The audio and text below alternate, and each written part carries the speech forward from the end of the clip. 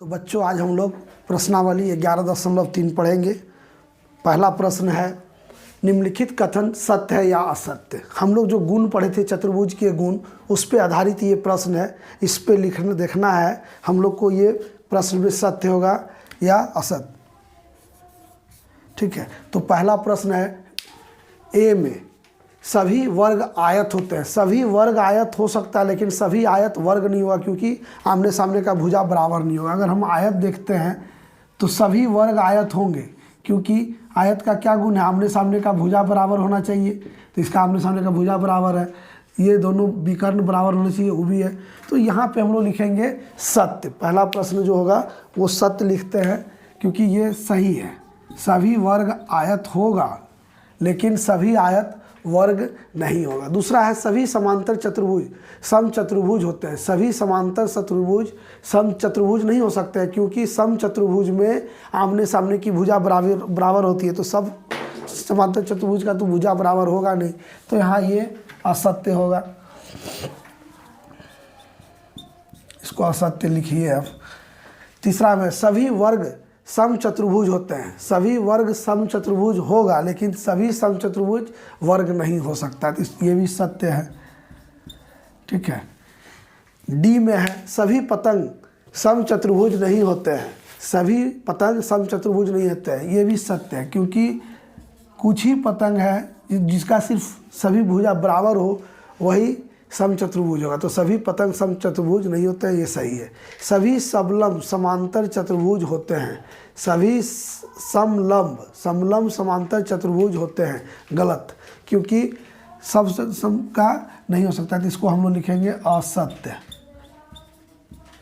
ठीक है। फिर सभी वर्ग समलंब होते हैं। ठीक है, सभी वर्ग सभी समलंब समांतर चतुर्भुज होते हैं। ठीक है, ये सवाल को, सभी समलंब समांतर चतुर्भुज होते हैं।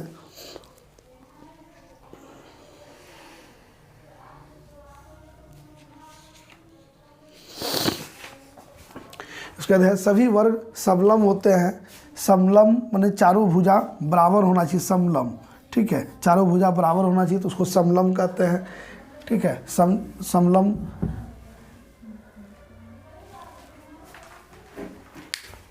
क्या हो गया। तो एफ में है, सभी वर्ग समलंब होते हैं। ये भी सत्य है, वर्ग सभी समलंब होंगे लेकिन सभी समलंब वर्ग नहीं होगा। उसके बाद है, सभी समलंब वर्ग नहीं होगा, ये होगा। फिर सभी वर्ग समांतर चतुर्भुज होते हैं। सभी वर्ग समांतर चतुर्भुज होते हैं। ठीक है, तो ये सभी वर्ग समांतर चतुर्भुज नहीं होते हैं। नहीं होते हैं तो ऐसा नहीं है, सभी वर्ग समांतर चतुर्भुज होगा लेकिन नहीं होते हैं, इसलिए ये असत्य इसको लिखेंगे। ठीक है, असत्य। फिर अगला प्रश्न लिखते हैं। दूसरा प्रश्न में है, दिखाइए कैसे एक वर्ग को दिखाना है कि कैसे वो, ये चार प्रश्न इसमें दिया कि एक वर्ग कैसे एक चतुर्भुज है। चतुर्भुज है क्योंकि चार भुजा है, इसमें लिखेंगे चतुर्भुज है क्योंकि चार भुजा है। चार भुजा है तो चतुर्भुज है। एक आयत है, आयत का क्या होता है, आमने सामने का को भुजा बराबर है, तो लिखेंगे आमने सामने का भुजा बराबर है, विकर्ण बराबर है, और क्या होता है, और सभी कोण समकोण है। इतना चीज़ हम जानते हैं कि ये होता है, समकोण होगा।